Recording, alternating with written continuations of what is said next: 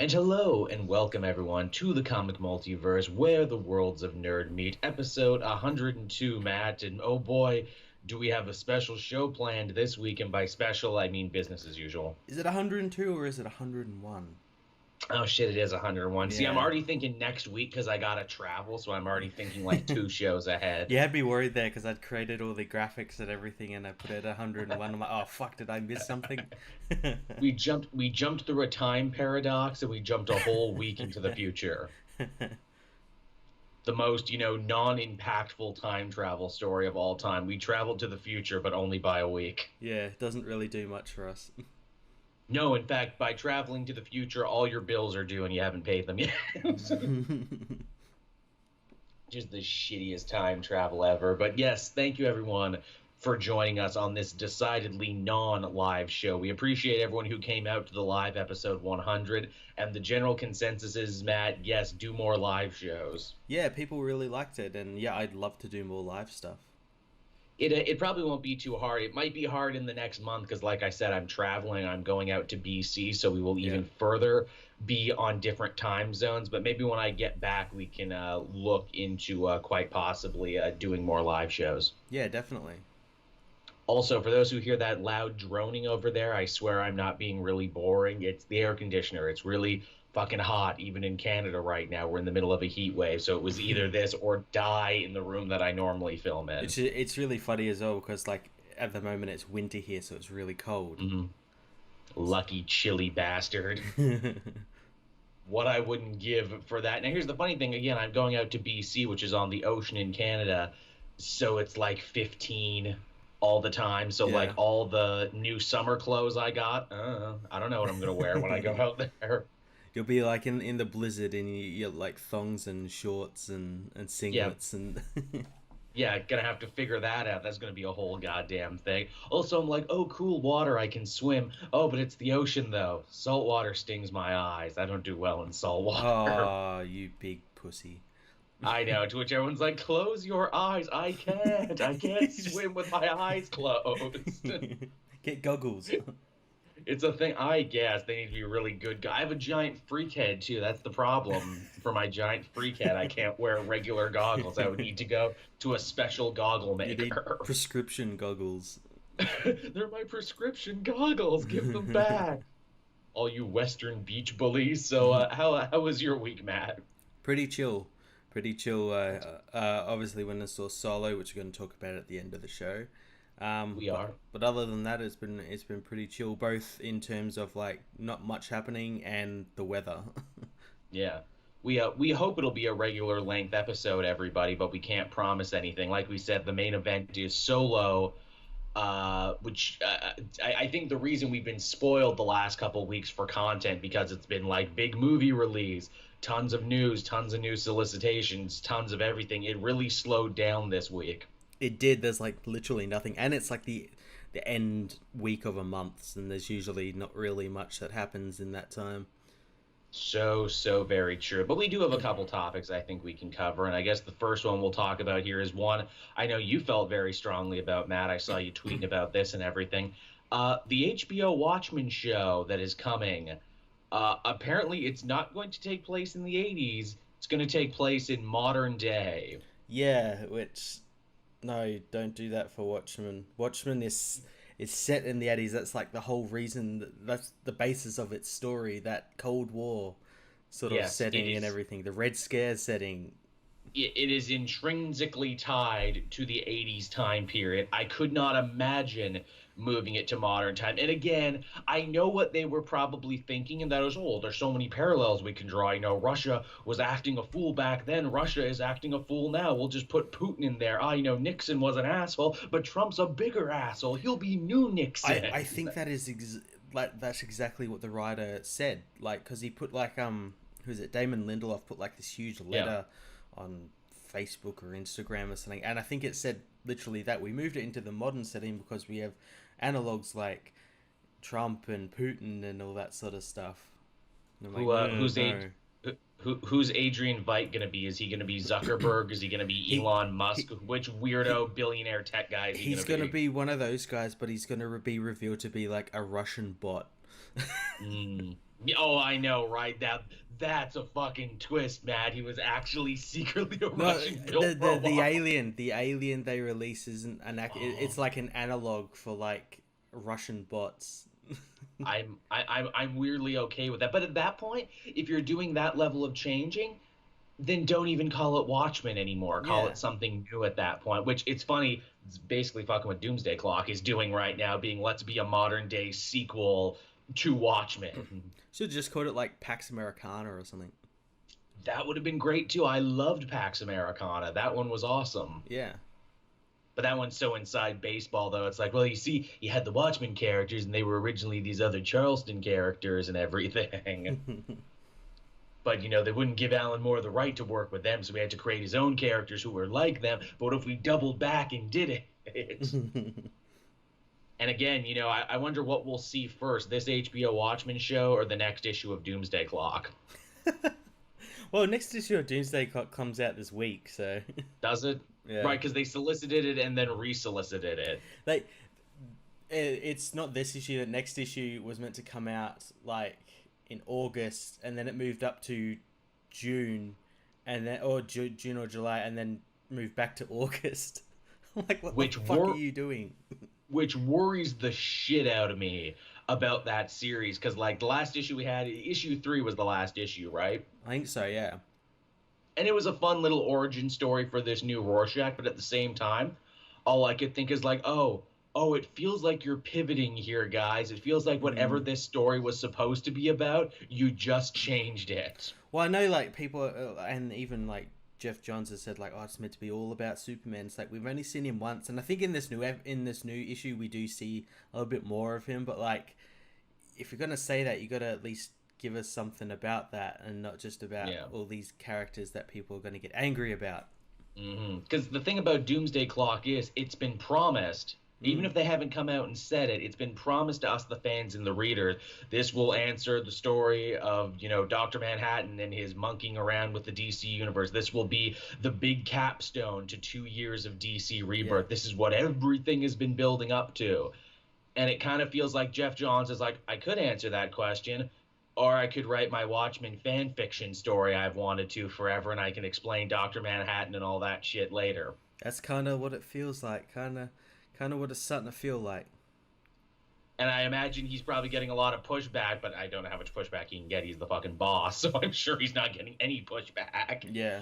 But I'm sure some people are like, but really though, but I'll have to go back and redraw all of this, and we'll have to resolicit. I'm making fucking magic over here. Yeah, I don't know why it's taking so long, and especially after like he said like it's guaranteed to be what bi-monthly or something. Yeah, especially for DC Rebirth too. It's like you guys haven't really been fucking up with making us wait for a long No. time for stuff to finish and resolicitation. You're kind of only fucking up in the last couple of months. You're having mistakes here and having problems that you As don't usually have. as we've been saying on the show, that the pendulum is swinging. It's swinging away from Marvel. Swinging away from DC to Marvel. It's swinging back now. You're starting to make mistakes that you weren't making before. Please don't tell me you got complacent. Please don't tell me you got comfortable. I wonder if But like the hey, delays are something like to do with like because of those rumors that like Bendis got paid like an ungodly amount of money, and it's like just fucked everything up. Like they don't have enough resources or money to do other stuff. that's the rumor, and the more I hear about it, the more I believe it. Where it's like, yeah, I could see DC being like, man, we did DC Rebirth, man. We did like 4 years of work, and half that we're riding high, we're kicking ass. Our opponent keeps tripping over themselves. They keep trying to do stuff, but they can't get out of the finish line most of the time. Let's steal one of their biggest guys, Brian Michael Bendis. Let's pay him an ungodly amount of money, more than anyone in the industry is getting paid for a single issue. Yeah, but won't this have ripple effects? Cancel Young Animal. Gerard Way doesn't give a fuck. Just cancel it. Yeah, cancel that, cancel that. Give him all his own stuff. Do all this other stuff. Yeah, it Yeah, kind of feels like that. it kind of does. And then it's like, oh, you guys put a lot of time, money, and resources into New Age of Heroes, didn't you? Yep, we sure did. Artist driven. Well, I'm looking here at the numbers, and apparently Damage loses 1,000 readers per issue, and it's Jeez. having a new issue and an annual come out back to back. Oh God. Yeah, I know, right? And apparently there's still more books coming from that line that aren't out yet. Yeah, I think there's like two more that are coming. Yeah, Yeah. For that shit's not even done yet, and the shine's already coming off the first batch of books they have. Yeah. Yeah. I actually got a funny comment on one of our old videos talking about the new age of heroes, and he says, it really wasn't fun to hear you guys constantly compare the new age of heroes to Marvel. You really didn't do a good job highlighting these new characters. And I'm like, that's the problem, though. They're new characters, but there's nothing new about They're them. goddamn Marvel ripoffs. They got the Fantastic Four, a fucking Punisher ripoff, a Hulk Yep. ripoff. An X-Men stand-in. Yeah. And like, here's the thing: when we say ripoff, we don't mean that insultingly. It's literally what they are. They were Yeah. designed from the ground up to be Marvel facsimiles, to remind you, hey, that's kind of like the Marvel thing I liked. And And that was all, yeah. and it was done in a time when those specific characters weren't in Marvel at the time. The Fantastic Four weren't. Bruce Yep. Banner's Hulk wasn't. The Yep. X-Men weren't really a thing. Yep. I'm sure it seemed like a great idea before Marvel started putting their shit back together. Mm. Mm. I'm sure it really did. And hey, speaking of Marvel putting their shit back together, you and I, we've been reading those Hunt for Wolverine tie-ins. Yeah, yeah.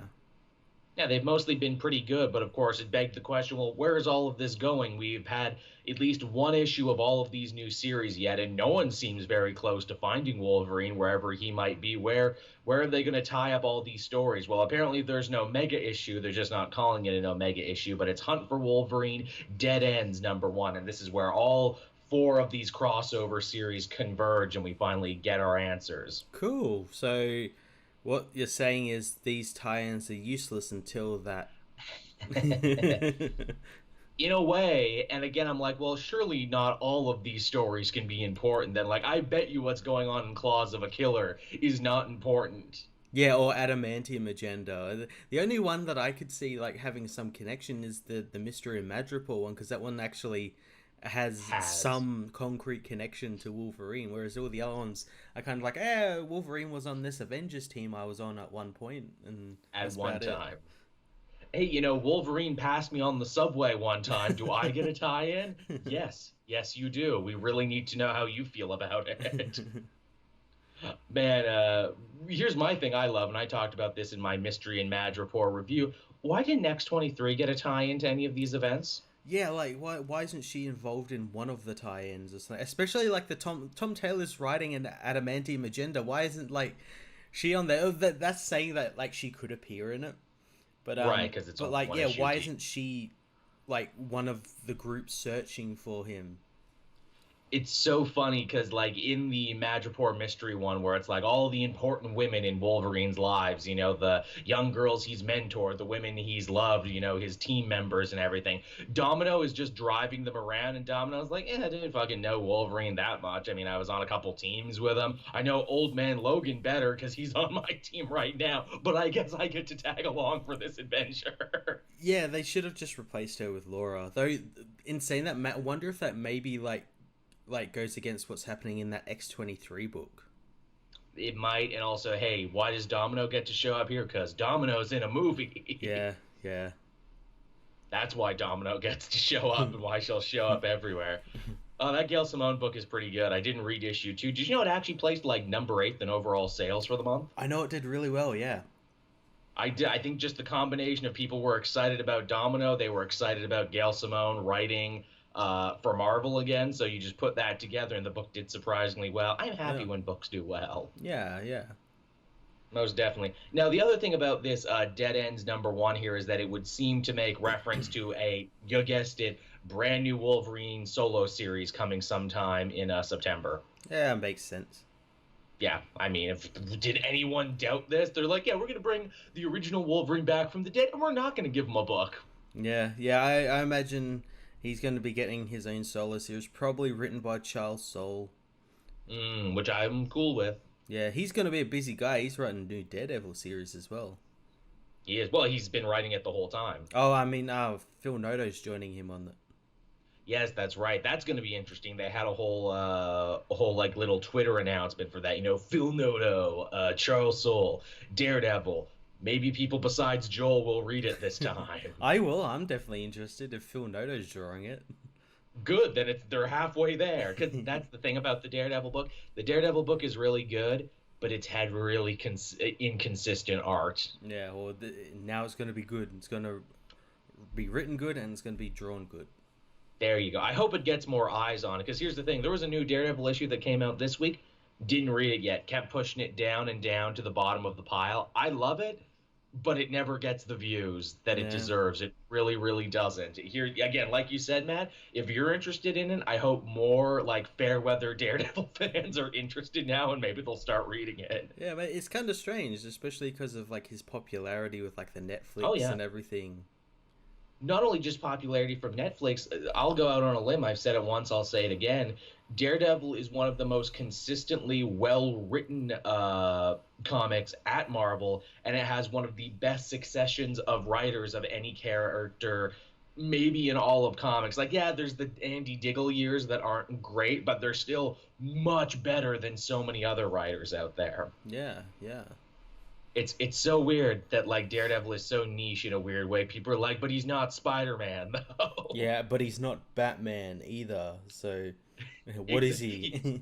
He exists between those two characters Yeah, in quite a way. yeah. He's When a you have little. the Venn diagram, he's that like bit in the middle that like where they overlap. Oh man, man. We got to make a superhero Venn diagram. That's some shit. You got Batman here. You got Spider-Man here. Daredevil's in the middle. Where's Moon Knight? Moon Knight is kind of between Batman and what? Daredevil, and like Yeah. maybe like Punisher or something. Yeah, because he kills and he's crazy. Yeah, he gets like three Venn diagrams to one. Yeah, I like that. I like that a lot, actually. I'm excited because I'm actually going to be reading that Max Bemis Moon Knight arc there, the first one, Crazy Runs in the Family. That's going to be my plane reading when I have to travel. Cool. I love that's my thing now for comics. Oh, I kept putting this off, but now I have a long trip and now I get to read this. I'm so happy. But yeah, from there to some other news that came out of the solicitations this week. Supergirl getting a brand new series from Mark Andreyko and a brand new costume to boot. What's funny, they say it's a new series, but it's a continuation of the original book, which for me, I was told issue 20 was the last one, and that's how I worded my review, as it's the last one. And Yeah. then this came as, it's issue 21, but it's a new series. So are they doing like a Marvel where it's legacy numbering, but it's a new number one? You know what? Here's the thing. I think the exact same thing happened to Super Sons as well, because literally Yeah. Super Sons ends with, hey, can you tell us the story about the adventures of the Super Sons? I sure can, but it won't be in issue 17, though. It'll be issue number 1 of a new 12 maxi series. I'm like, motherfucker, this was just what you were going to write anyway. It sure is. Yeah, they were probably told to do this, I reckon. It's like, no, it's like whatever you were writing, it's not going to make sense anymore in the modern continuity because Bendis is breaking up everything in Superman. Yep. Yep. Look, Peter Tomasi, we know you and Patrick Gleason have been consummate workhorses here at DC Comics, and you've been writing some, fan beloved and critic beloved works here, but you're not Brian Michael Bendis, so screw whatever you were working on. Yeah. Yeah, but this Supergirl series seems kind of interesting, mainly because it seems to be where all of the character development for Rogol Zar will be. Yeah, it's a big departure, isn't it? Because we see Supergirl, she's got a brand new costume. Don't even think about that CW stuff anymore. That stuff's done with.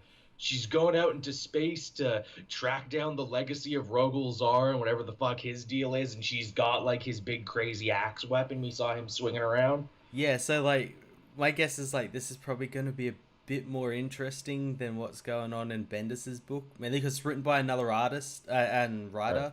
so they can I guess do their own thing maybe. Yeah, and Draco's work has always been a little hit or miss for me. As a personality, I've always thought he was, very funny, and I always enjoyed watching him on stuff, even though it always seemed like whenever he got invited onto a show, it was always like, we need a guy who will talk shit about the Marvel Cinematic Universe and say they're all bad and DC stuff is good. Oh, get Mark Andreyko. Yeah. I don't really like his views about that, but he wrote that really good did he write that Deathstroke story in Superman? He might have. I know he wrote write. some. He wrote like something in the new Superman run. Yeah, he's the writer creator of Manhunter. He did some Batwoman near the end, I want to say, when it got all magical there. Yep. He's also one of the few very like outspoken LGBT voices in comics because he is a gay man. He's not a stereotypical gay man, but he is. Mm-hmm. So there's one for it. That'll be interesting. I hope they put Steve Orlando on something interesting. I've always liked Steve Orlando. I was always a big booster of him since his like Midnighter run and since like his work on other stuff. But it just seems like the projects they put him on just kind of fizzle out. They fizzle out as well as that. I think he get like with JLA, like the start of it. It was always heavily implied it's going to be tied in with DC Rebirth and what's going on. And then it sort of just like went, crazy magical fairy tale gods and really random shit. And like kind of felt like he didn't know where to go with that book. So he just like, I'm going to put all these characters no one gives a fuck about into this book. Like Neon and oh, fuck, Aztec. Aztec and all these characters no one cares about. It felt like a pivot where it's like, okay, if you read JLA, it's Batman super secret awesome backup Justice League, and they're going to tell you all about his secret goal. It's like, oh, it's Dr. Manhattan, isn't it? It's Dr. Manhattan? No. Oh, well, it's the metal, right? It's the metal from Dark Knight's metal. That's the secret team they've been put together for to fight. Nope, don't even get a tie-in. Those characters don't show up. Yeah. That's the thing. It was always implied that this book was going to be about that, but then it ended up being about, they got to save the god of superheroes.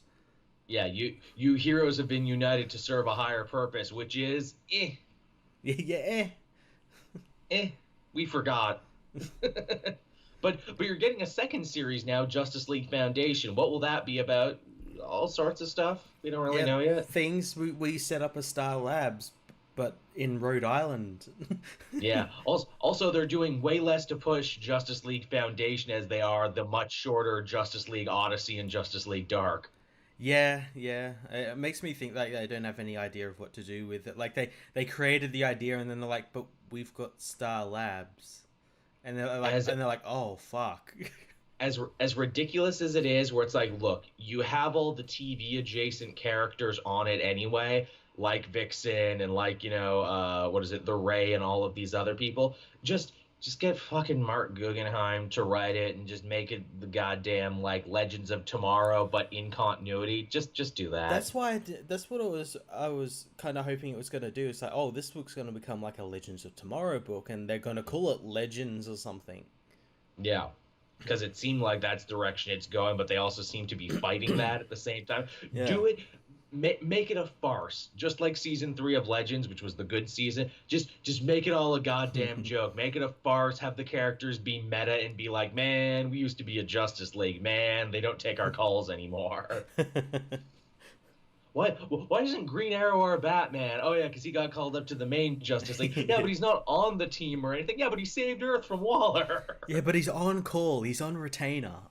He's on retainer. Look, he's on Superman's speed dial. He's got it there, Oh, Queen. He can hit that and call. He house sits whenever they go on space adventures. Oh, I like that a lot, actually. Hey, Green Arrow, we're going out of town. Can you watch the place and feed the fish? Yeah. That's basically what he is. It really is. It's like, hey, I hope you don't have to fight the Clock King or Count Vertigo. Those guys are very dangerous, Superman. Yeah, fucking bet they are. Bye. God, the dickish Superman that only I, Oliver Queen, know, but no one will believe me. But yeah, so that's the Supergirl news. Everyone, it could be interesting. I'll give it a look. Again, they're really pushing this Rogol Zar guy, so I guess I could stand to learn more about him. Yeah, they're pushing him, but they're pushing him in a weird way that we haven't seen him yet. I would have liked if they all up until this they teased him like how they did Doomsday back in the day, how you just get a page and you got that Doomsday is coming thing, you get Rogol Zar is coming. Yeah. Which, as we've already said before, the name Rogol Zar is silly, even so by silly. Comic book standards. It sounds like, he had some bad tacos for lunch, and he was just like, Rogol Zar. I like that. Sounds like someone punched him in the solar plexus. Rogol Zar. Like Zar, I get, that's a good, villainous alien name, but Rogol? What the hell? Yeah, I don't get it. That's not even anything. I'm reminded of, like when writing fantasy and writing science fiction, just call a chair a chair. Yeah, so anyway, that Supergirl book would probably be interesting. At least we know we wouldn't get Bendis speak in it. No, no, we would get Andraco speak in it, but I'll have to check that one out. Actually, hey, it's funny. I just remembered too. Steve Orlando was a gay man too, so that's two gay men in a row that have written Supergirl now. Mm-hmm. Yeah, when does that ever happen? Mm. Moving on from there, we have some interesting Spider-Man news. The sequel to Homecoming may very well have found its villain. It's going to be Mysterio, and it's going to be Jake Gyllenhaal by the sound of it. Was it the week before or a couple of weeks before we were actually talking about like Mysterio as a villain or something? We were. Yeah. We were. We're just like, man, hey, listen how cool to us. would Mysterio be? Clearly someone out there is listening to us, Matt, because we're like, how cool would it be to have Mysterio as a villain? Because, you could have him mess with his mind and illusions, and you've never really seen that before in a superhero movie. And it would be good for Spider-Man to fight someone like that who, is like still reasonably powered. Yeah, and they got Jake Gyllenhaal to do it. That's pretty surprising. Who's an actor who I've always said forever, why is he not in superhero movies? Why have they not, tied him down for one of these projects? Yeah. Well, he was very almost Batman, but he was almost Batman. He's like, yeah. No. I will go where the other Batman, Michael Keaton, went, and I will go be a Spider-Man. There were rumors of him replacing what's his name, Affleck as well. Yes, there were. But so maybe that probably won't happen now. So yeah, he's taken meetings, Jake Gyllenhaal. That's for sure.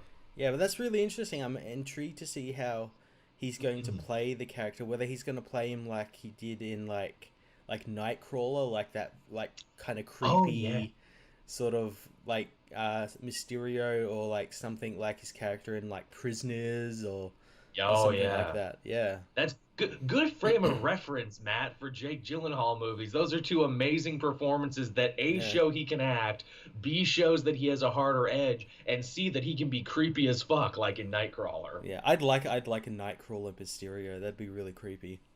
It would be. It's funny because it's like he's such a pretty boy, and like I always discounted him as an actor forever as just like, he's just another, pretty face guy. He's got no chops to him. But yeah, those are two excellent movies that show, oh no, wait, he actually can act. And they're more modern movies as well. He's only just really started to sort of like branch out into those type of roles.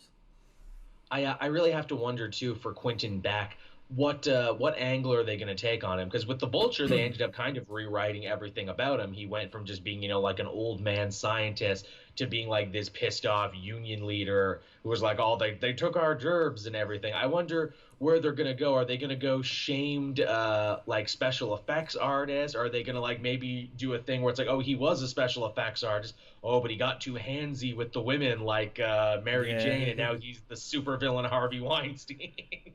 I could see them going that route. I'd like to keep the special effects disgraced special effects wizard guy part about him. That'd be really cool.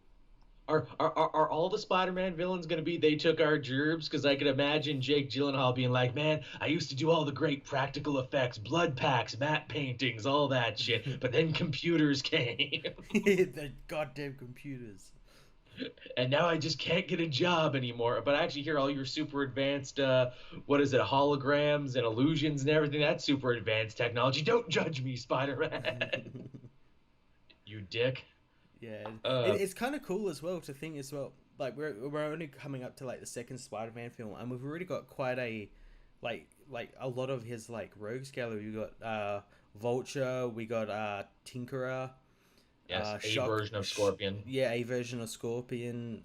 Shocker. 2 Shockers. Yeah, or one died, so. Yeah, true. Well, one left. We got, what's his name? Who Donald Glover played. Prowler. Yeah, Prowler. We've got, like, all these characters, and it's only been one film. It's true, which, again, it's like, oh, please let the third one be Spider-Man and the Sinister Six. Please let that be a thing. That seems to be, like, what they're building to, especially in that after-credits scene. Yeah, it's basically like a mini Avengers movie only for villains in Spider-Man. And then, hey, if people really like the Sinister Six, then for like, I don't know, like Avengers 5, have the Avengers versus the Sinister Six. Wouldn't that be some shit? That'd be pretty cool. All the other Avengers being like, you fight these guys all the time? Yes, I do. Come on, Craven for the third one. Come on, Craven. You did Birdman, you did Illusion Man, do Crazy Russian Big Game Hunter Man for the third one. Yes, yes. That's what I want. Timothy Oliphant is Craven the Hunter. Hey, I could see it. I could see it too, because again, he's like one of those actors where it's like, man, you're really good. Someone should really tag you for a superhero project. Thomas Jane is Craven the Hunter. Because that's kind of what they're doing with it too, where it's like, hey, Michael Keaton, you were Batman and you were up for a bunch of other superhero roles that didn't happen. Hey, Gyllenhaal, you were also almost Batman. Hey, Timothy Oliphant, same deal. And say, hey, Thomas Jane, you were a Punisher and that didn't work out. Now be Craven. I mean, hell, he basically was Craven when he was a vegan cop. That's basically the look they should go for. Just put like a leopard print vest on him, and there you go. I can see it. You can see it. We can all see it. Now, I guess with that, we're only half an hour in there, and we're basically done all the news for this week. Did anything else of note come out that you want to talk about? Did I just, completely miss anything? Do we want to talk about the next Star Wars film that's coming out?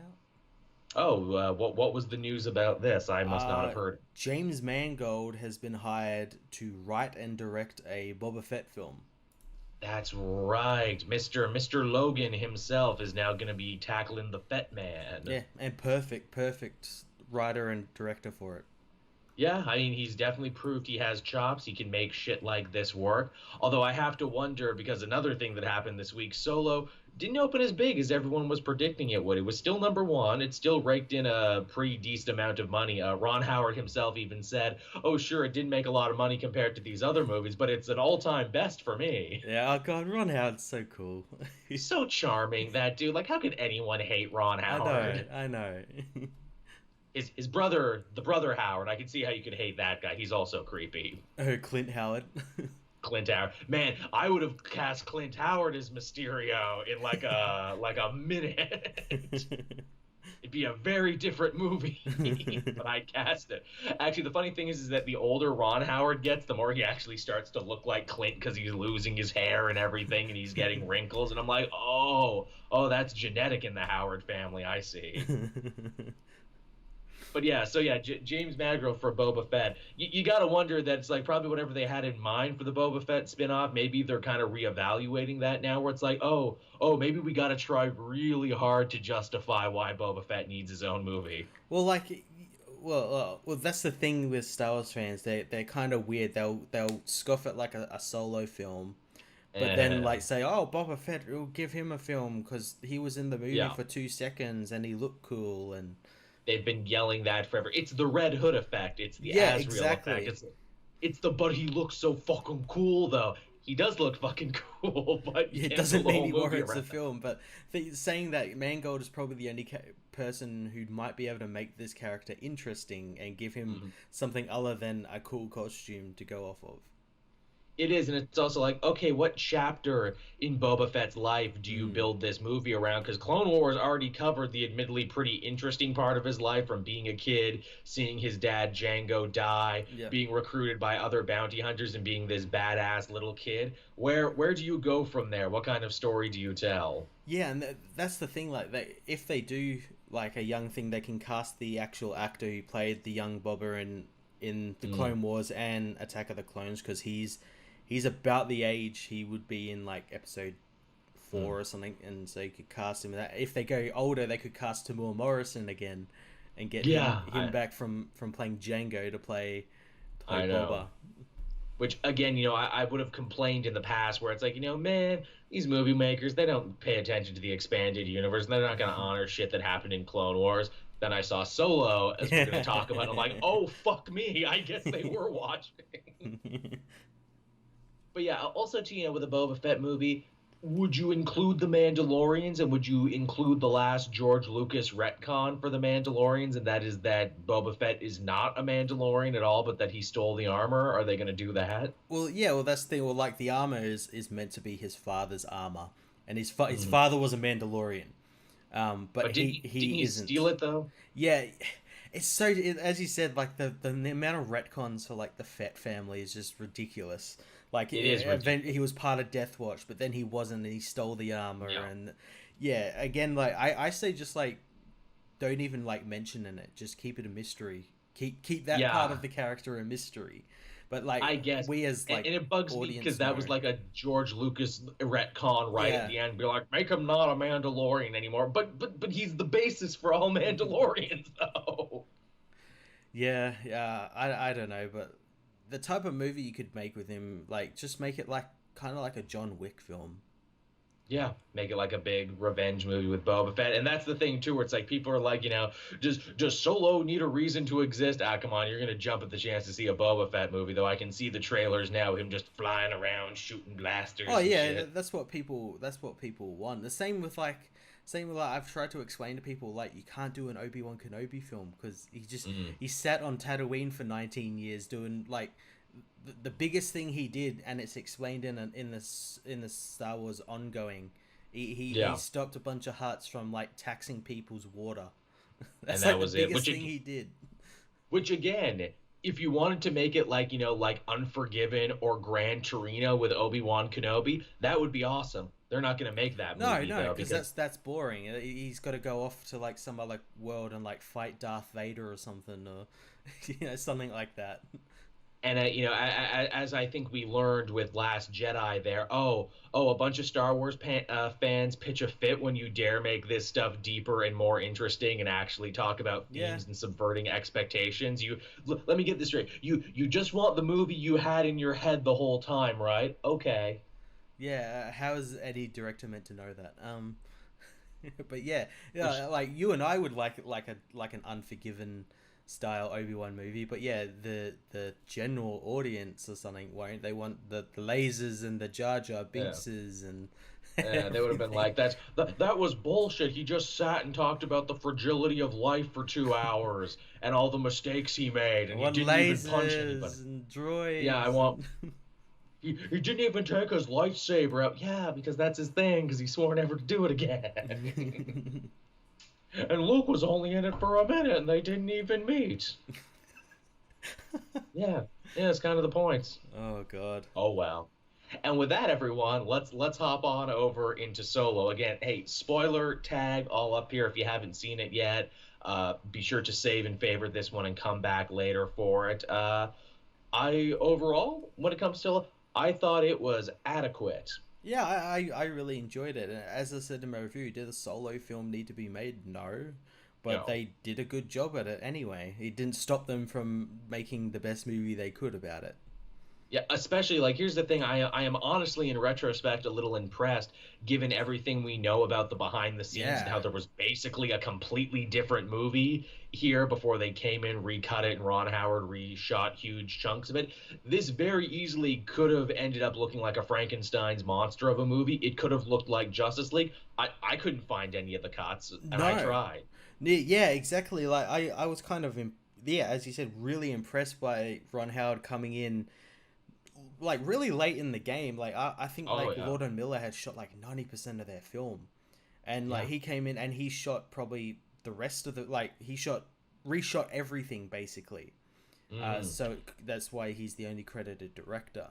Yeah, Um, the only times that I could be like, I see that like this was probably supposed to be funny in the Lord and Miller thing, but they changed the music and changed the timing, and because of that, the joke doesn't hit. Like the bit with the cape room, where it's like, oh look, I'm in the cape room, Lando's cape room. I'm like, that's funny. Oh, I bet that was supposed to be way funnier though. I bet in the Lord and Miller version, I bet they set up the capes beforehand, and that was supposed to be the payoff. Probably, yeah, yeah, but yeah, there were some like little things like L3. I didn't like that character, and it kind of felt to me like, oh, maybe like in the Lord and Miller stuff, she was more comedic and everything, and Right. like had something a bit better to do, and then that sort of all changed, and they were like, no, we want her to be droid rights and all this sort Like of stuff. which is interesting to finally see one of the movies start addressing this thing that we fans have joked about forever, where it's like, well, but droids are kind of sentient though. They feel fear and they feel pain and they have personalities. But yeah, you're right, man. I bet in the Lord Miller version that was played more for yucks, but here in this one it's like we'll take it more seriously though. Yeah, to the point where like that's all the character says. Um, Yeah, and where it's also like, wait a minute, but we feel really sad about her death and everything. But they also killed the other four-armed, funny space monkey creature. They did the same thing twice. What? yeah, yeah, yeah. That was kind of a thing there. Stuff I really liked. Donald Glover kicks ass as Lando. Oh, he does. He's doing a Billy D impression, but it's like Hmm. a new Billy D impression, like it's stuff Billy Uh, D didn't do, but like a hmm. continuation of that. So it's like I really cool. His voice is like perfect. It The way he really carries is. himself is perfect. I can see why he got cast in that role. I can see why people are being like, "Hey, can we just get a Lando movie Yeah, now?" I'd like a Lando movie. Me too. And because, like, here's the thing. They don't spoil a good thing with his Lando character. He comes in a little ways into the movie and then leaves for the final act of it. So, like, they don't spoil a good thing with him. Yeah, yeah, he's not around all the way until the end. He's not there from the beginning or anything. Mhm. He's the guy they just have to go to for help. And they even, like, preserve the Han Lando relationship that we'll see in the original trilogy, where it's like, oh, we're friends, but we don't trust each other. We're frenemies, is what we are. Yeah. And they did a good job setting up like, oh, here's possible stories for stuff. And it's really funny the stuff he was like dictating to like that hologram recorder thing. Oh, yeah. That's like reference to like these three Han Solo books that came out in like Oh, the yeah. 80s. They were all like the Star Caves and everything. He was talking Mm. about them. I thought that was pretty cool. They throw a lot of fan bones in this one. They really do. And I have to wonder if that was a Lord Miller thing or if that was a Ron Howard thing because they do shit that I wasn't even expecting. We have Woody Harrelson's character, Beckett, who they say, "Oh, Beckett, you're a real badass gunfighter there. I heard you killed Aurora Singh," and I like sat up in the theater like, did the movie just say Aurora Singh? Yeah, I thought that was pretty cool, and I actually liked Woody Harrelson's character a lot. I thought he was pretty He good.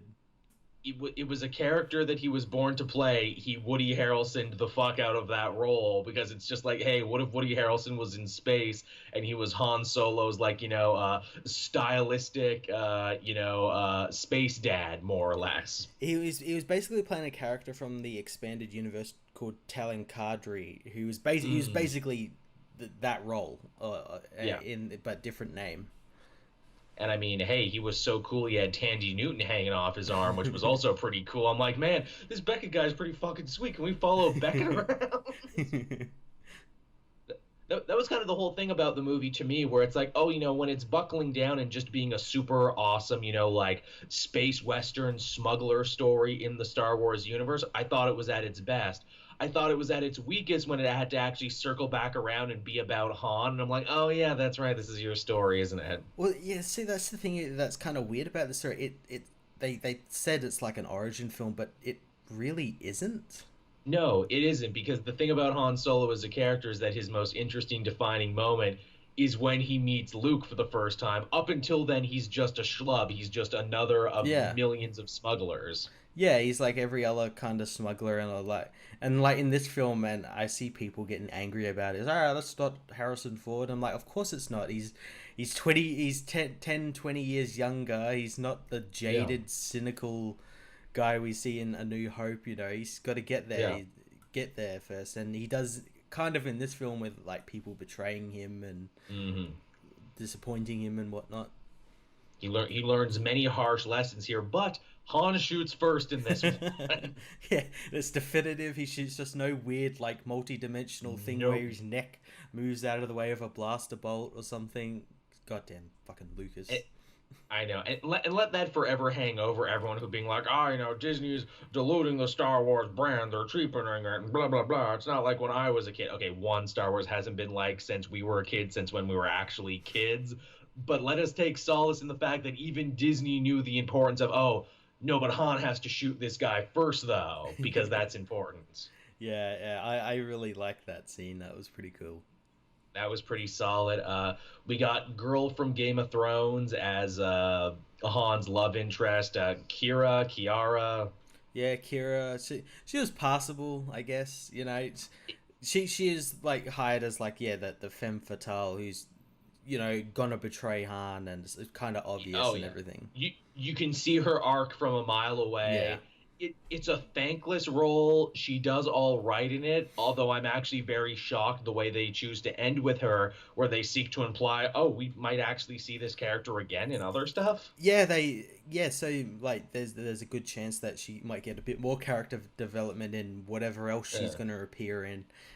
So yeah, she's going to stick around and in a arguably interesting role, like Yeah. where they've put her. Yeah, for a prequel movie, there is a shocking amount of prequel or a sequel hooks in this prequel movie.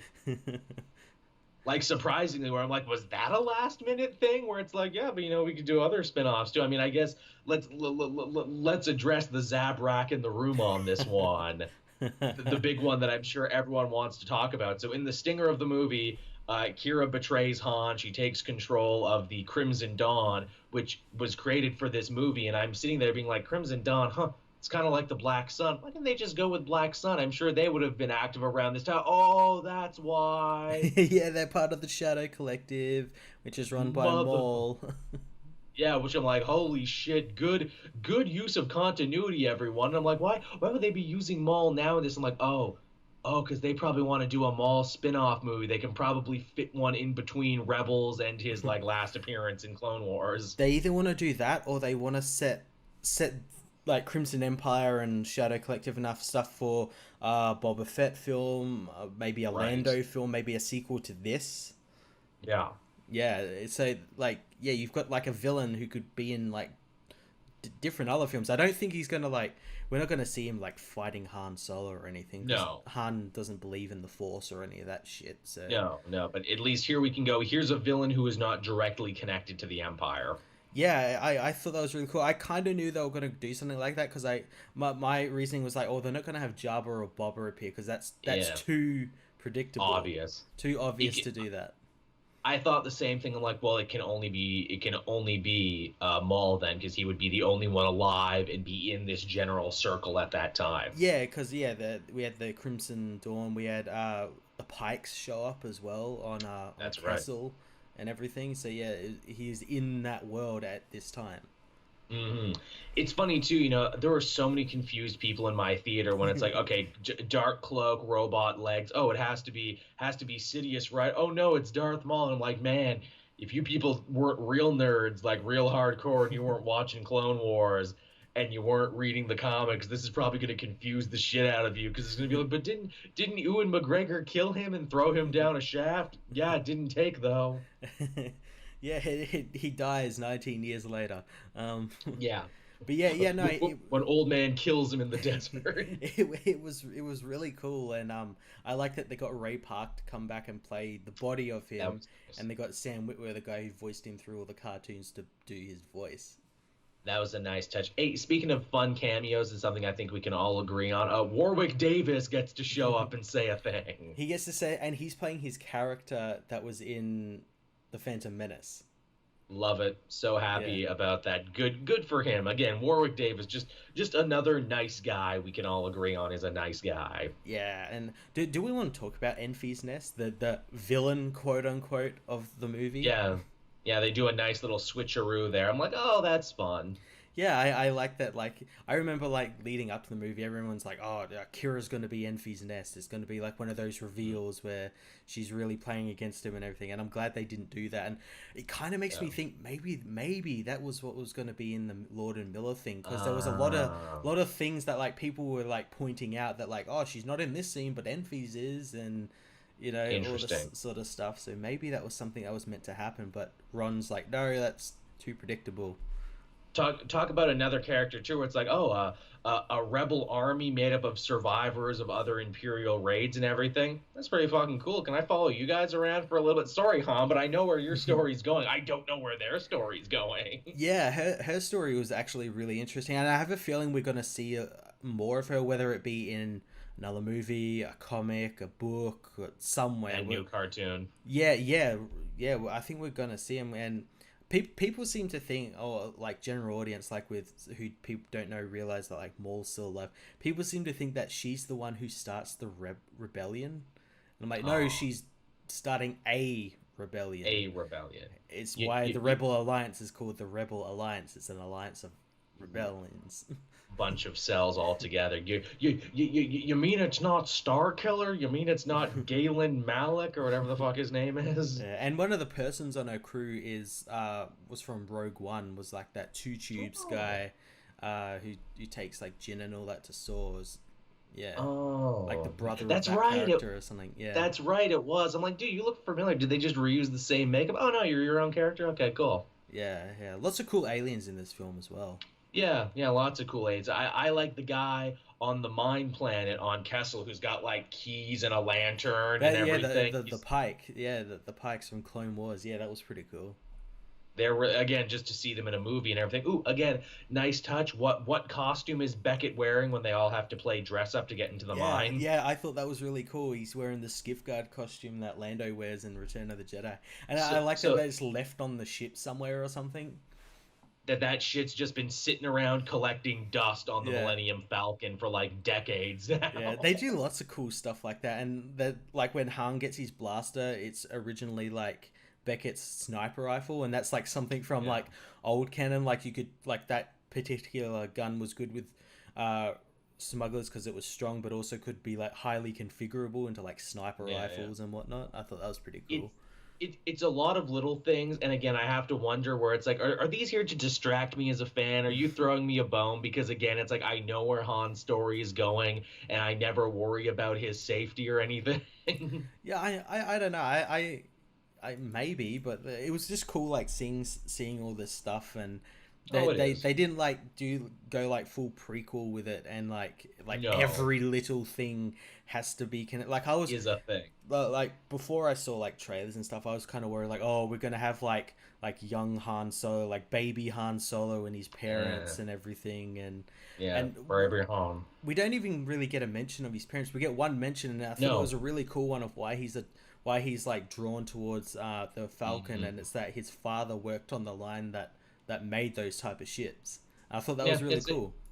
it's a nice little touch. Again, it's the little touches that are what you're going to keep coming back to in this. What's another thing? Oh, this is the first time Peter Mayhew hasn't played Chewbacca. Yeah, yeah, we got the new guy, Junus. I can't remember what his last name is.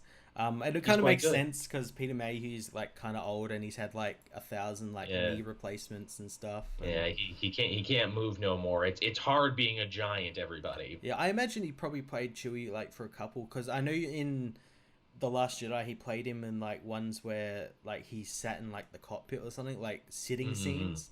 Yeah. So like maybe that, but yeah, no, I let's talk about Chewie's reveal. I love Chewie's Yes. reveal.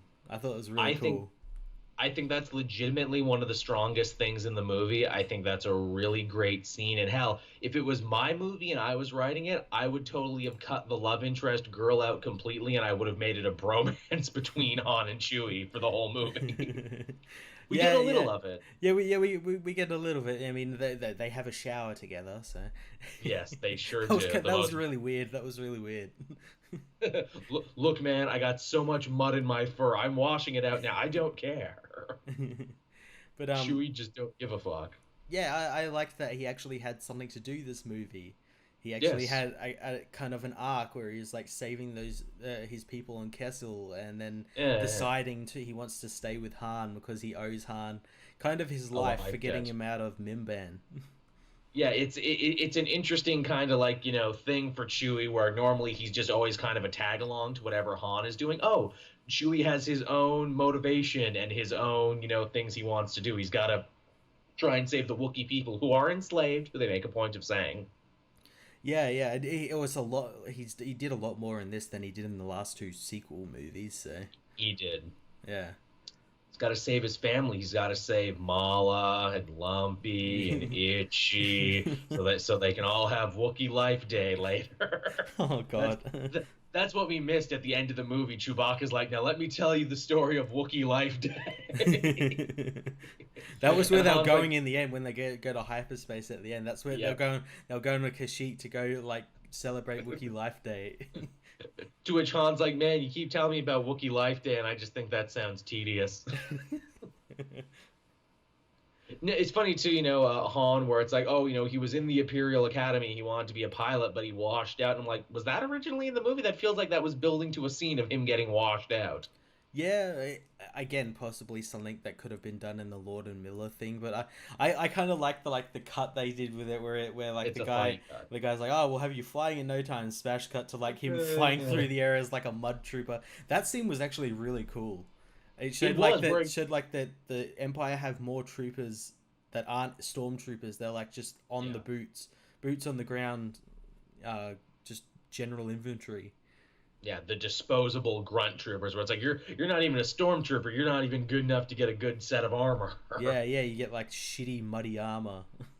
Which again, where it's like that also felt like a completely different movie from the rest of the movie. Where I'm like, oh, this is like a serious like band of brothers war drama. Yeah. Where was this movie? Where's the Trooper movie? Just the guys being like, man, I only signed up with the Empire to get off my dead end planet. I don't actually care about what the Empire is saying. They even like check some of that too, where like the actual Imperial guys being like, oh, we will bring peace and civility to this savage world. Where it's like, yeah, but we're the ones invading it though. Yeah, I like that, Han.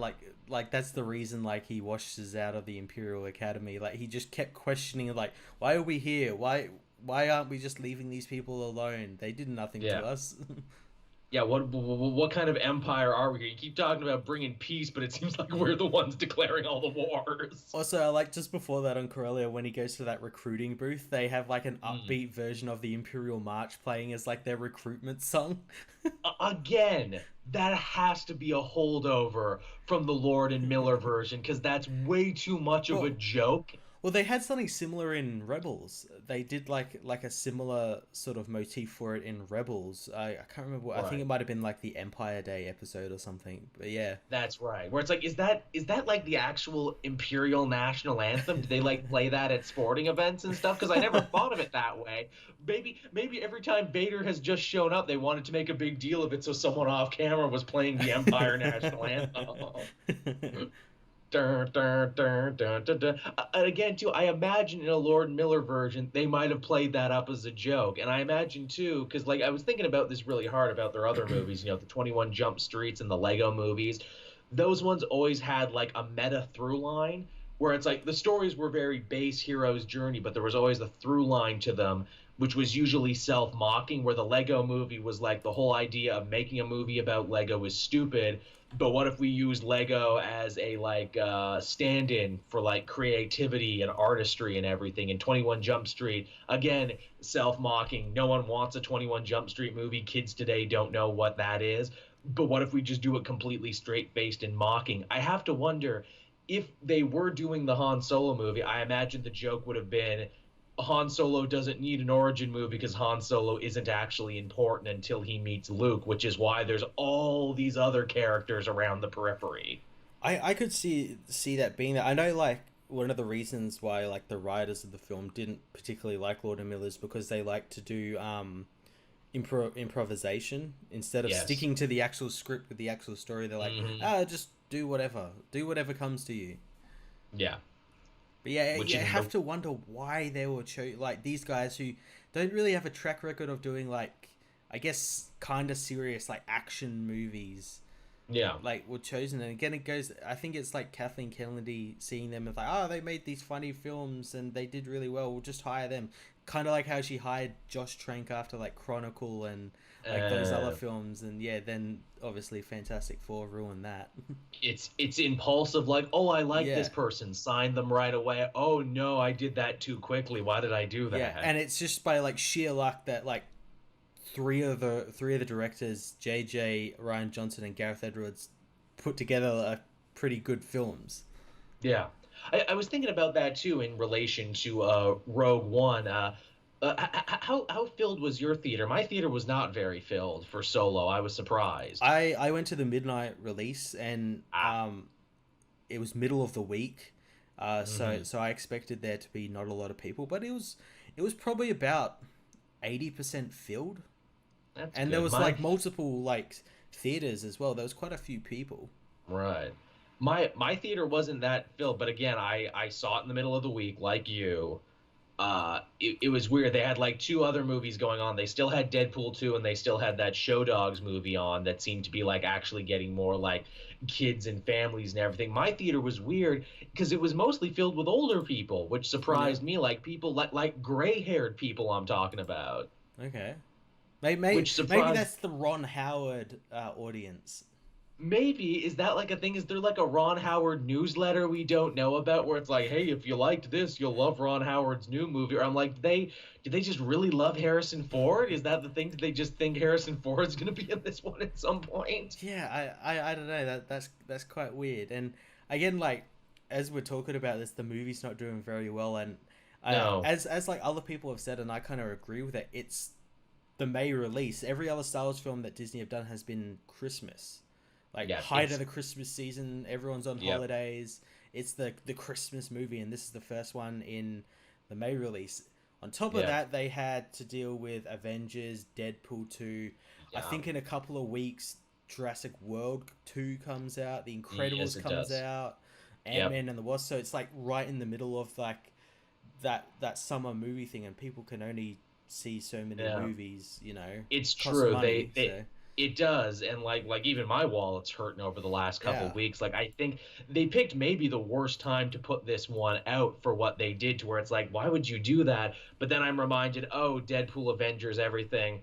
This might happen more and more now as Marvel controls more and more of the movies everyone wants to see, and Disney controls more and more of these movies everyone wants to see.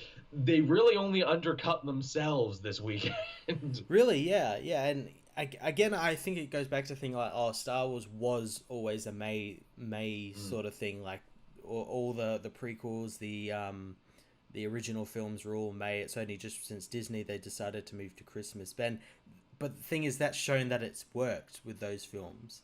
yeah. So yeah, I really don't get it. And as well, like the reviews of the film aren't like they're not like shitting all No. over it. They're saying, hey, No, they really it's a are. good film, you know.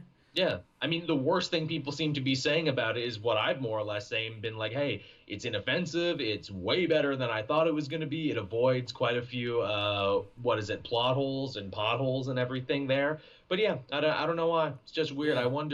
I wonder how this will affect future Star Wars movies, if they'll really take this under advisement and be like, ooh, maybe we should pick our release a little better. Ooh, maybe we should really vet people better before we get the directing underway. I think that's going to be their biggest thing, especially with the whole Lord and Miller thing. Like they're lucky it worked out as it did when they got Yeah. Ron Howard. I think he's probably the only one who could have come on, reshot the whole film, done its pre-production stuff, Hmm. and still stay on the same release date, and Yeah. it not be I a complete fucking dumpster fire like Justice League. Where again, it's like, unlike Justice League, oh, these guys were actually all standing together in the same room when you shot these. I Yeah, can actually see yeah, yeah. people were here on the same day. That's good. Uh, what is it there? I mean, really, anything more to say than that? I mean, that's basically everything I had to say about it. Yeah, it was a good film. It could have easily have been a really crappy film on League with Hmm. like the Phantom Menace or something, but Yeah, they managed to make a pretty decent Han Solo film. They didn't need to make a Han yeah. Solo film, but they made No, it decent anyway. it's the best version of the movie no one needed. Yeah, yeah. Given everything that happened with it. And again, like here's my thing for everyone who's always like, oh, release the Snyder cut, release this. Honestly, I really want to see the Lord and Miller cut, or at least just have them outline it and be like, okay, this is how ours would have went. Yeah, yeah. Either do that or like have them release like unfinished scenes or something. Just Mm. like this is how we were gonna do this scene, because I know there was like heaps that they like reshot.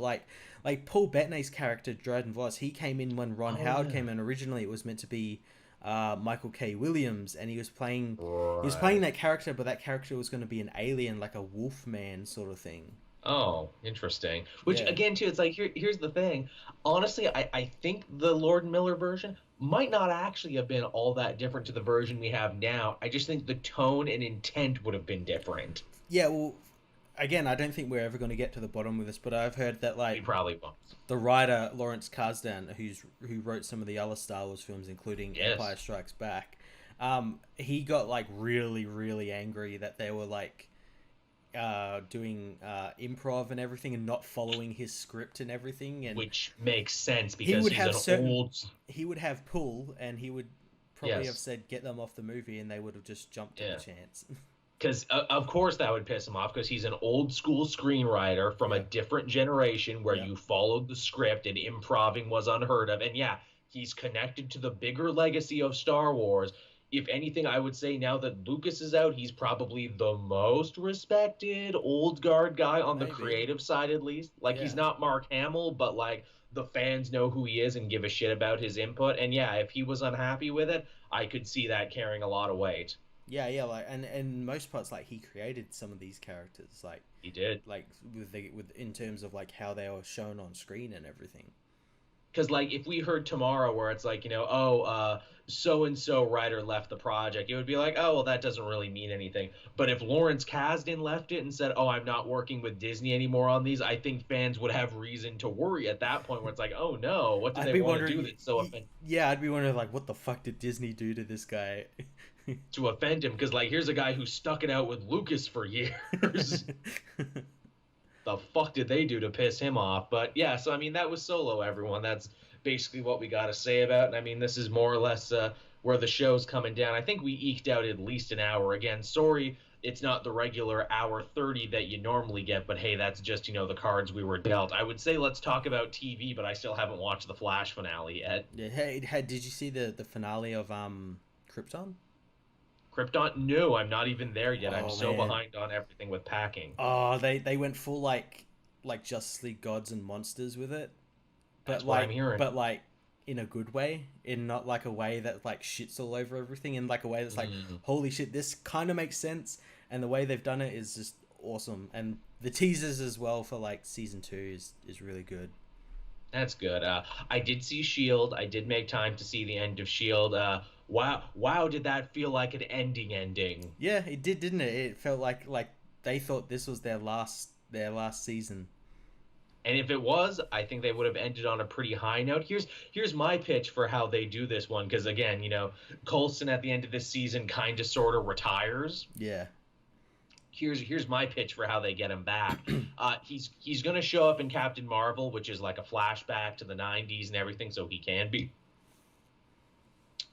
around. Here's my thing: Skrulls are in that movie for season 6 of Shield. Do Secret Invasion. Have a bunch of our favorite characters replaced by Skrulls, and then have them get Coulson out of retirement and be like, "Oh, we need you to come back and fight the Skrulls like you did." That'd be pretty cool.